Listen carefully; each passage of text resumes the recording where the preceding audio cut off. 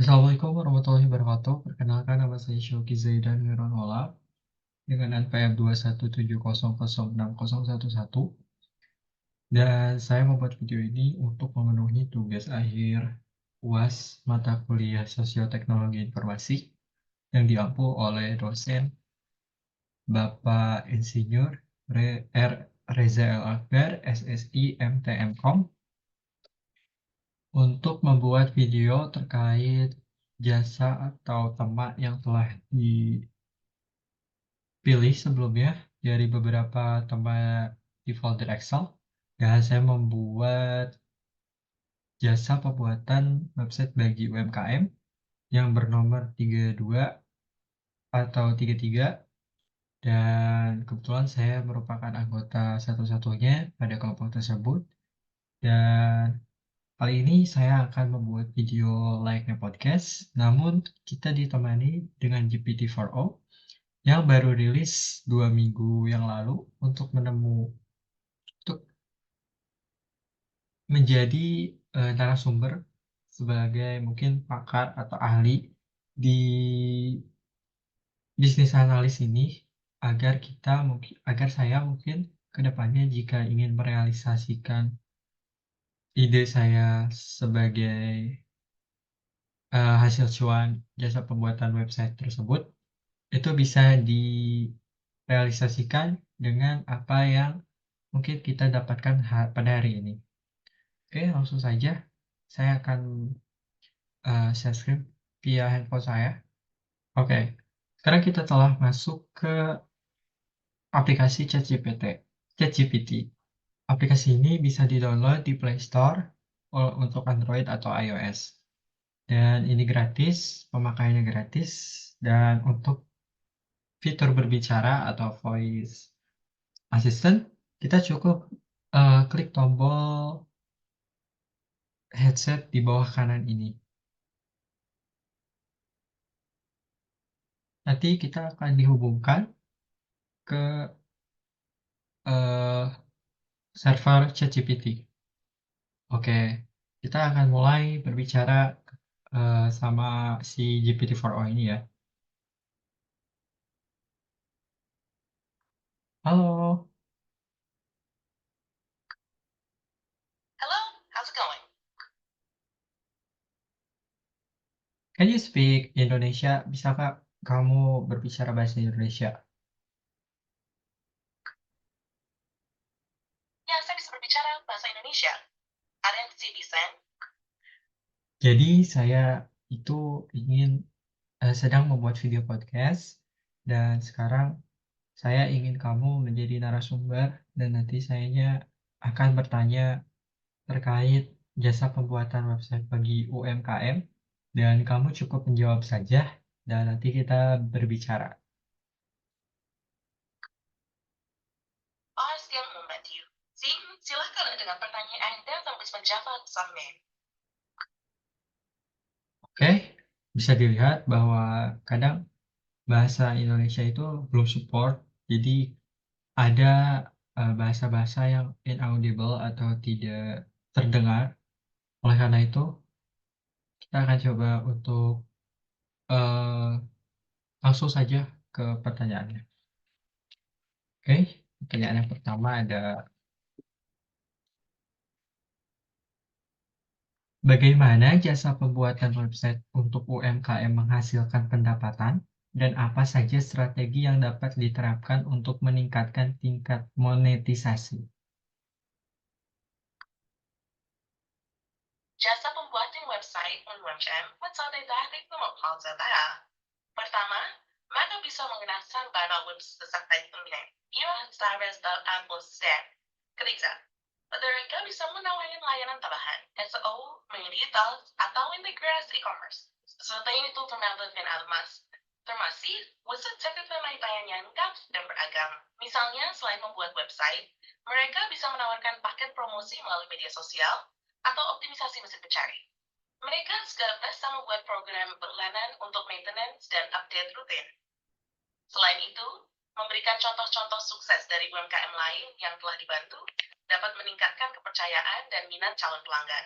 Edukasi kepada UMKM tentang pentingnya kehadiran online yang kuat juga bisa mendorong mereka untuk berinvestasi lebih banyak dalam layanan yang ditawarkan. Oke, baik. Jadi untuk pertanyaan pertama, kita harus mengedukasi juga beberapa UMKM itu untuk mengenal online presence yang mereka miliki. Kita langsung ke pertanyaan yang kedua. Apa saja tahapan yang harus dilalui dalam proses monetisasi jasa pembuatan website untuk UMKM dan bagaimana pengaruhnya terhadap kondisi sosial masyarakat? Bicaranya santai aja dan jangan terburu-buru. Baik, mengenai adjustment yang santai. Tahapan pertama dalam proses monetisasi adalah memahami kebutuhan. Ini nih tahap start. Berbicara dengan mereka di cara dan tujuan mereka website dan masalah apa yang ingin mereka selesaikan. Setelah itu, dia bisa menawarkan solusi yang tepat. Misalnya website e-commerce, blog, atau portofolio online. Tahapan kedua adalah desain dan pengembangan website.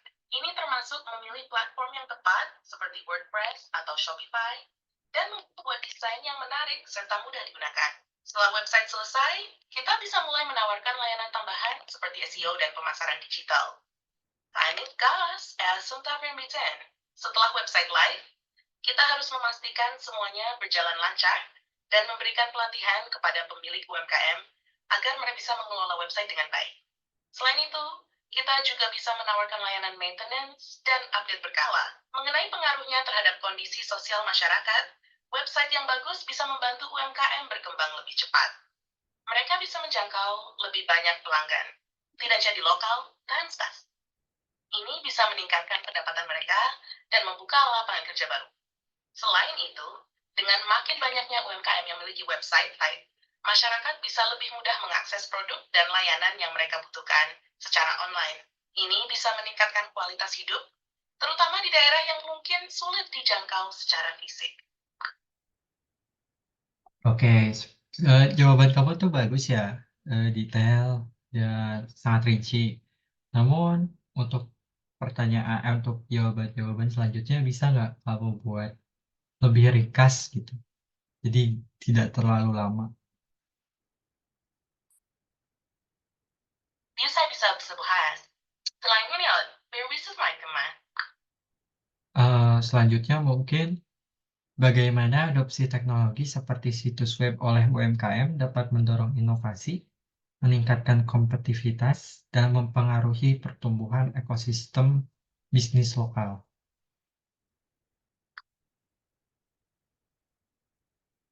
Adopsi teknologi seperti situs web oleh UMKM bisa mendorong inovasi dengan memberikan akses kepada mereka untuk mencoba dan mengimplementasikan solusi baru.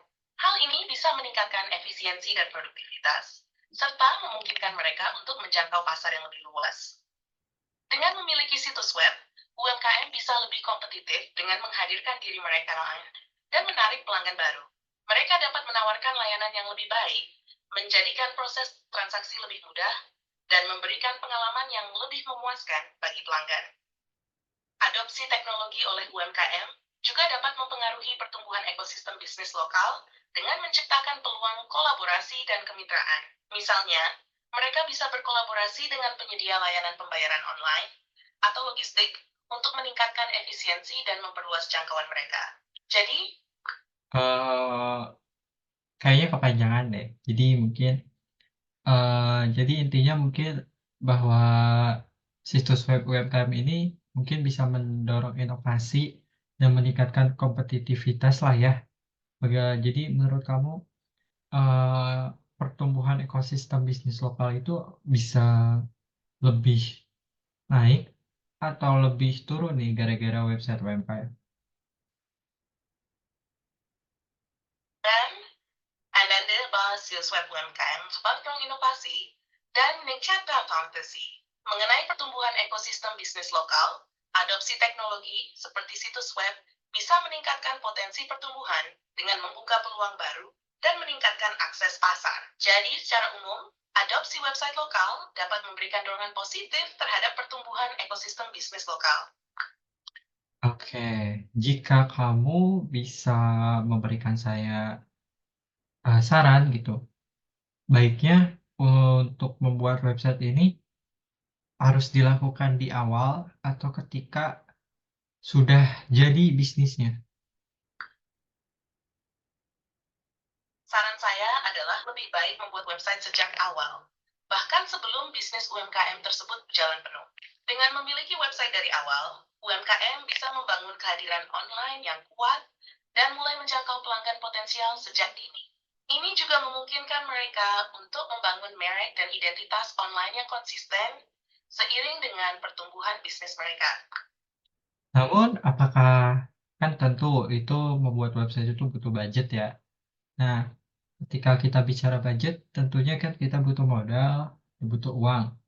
Nah, bagaimana jika UMKM tersebut belum menghasilkan apapun? Tentu, membuat website membutuhkan anggaran. Tapi sekarang ada banyak pilihan yang terjangkau bahkan gratis untuk membuat website. Seperti platform website builder atau CMS open source seperti WordPress. UMKM bisa memanfaatkan ini untuk memulai tanpa harus menggunakan banyak uang.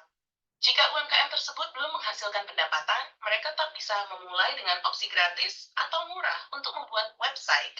Ini bisa menjadi investasi jangka panjang yang membantu mereka membangun kehadiran online yang kuat dan memperluas jangkauan pasar mereka. Jadi, meskipun belum menghasilkan pendapatan, memiliki website bisa menjadi langkah awal yang penting untuk pertumbuhan bisnis di masa depan. Oke, baik. Terima kasih dan mungkin, selanjutnya ya, ini mungkin, pertanyaan terakhir. Menurut kamu 5 atau 10 tahun ke depan, apakah kita masih membutuhkan yang namanya website? Menurut saya, website masih akan sangat penting dalam 5 atau 10 tahun ke depan. Meskipun ada tren platform media sosial dan aplikasi seluler yang terus berkembang, website tetap menjadi pusat kehadiran online yang profesional dan dapat diakses oleh siapa saja dari berbagai perangkat. Website memberikan fleksibilitas yang lebih besar dalam hal desain, fungsionalitas, dan kontrol konten. Mereka juga memberikan kepercayaan kepada konsumen dan memberikan kesempatan bagi bisnis untuk menampilkan merek mereka dengan lebih lengkap. Selain itu, website juga penting untuk strategi pemasaran digital, seperti SEO dan konten pemasaran. Jadi, saya percaya bahwa website akan tetap menjadi elemen kunci dalam strategi bisnis online makin depan. Oke, untuk terakhir mungkin, apa sih saran kamu untuk mereka UMKM yang ingin membuat website? Saran saya untuk UMKM yang ingin membuat website adalah: 1.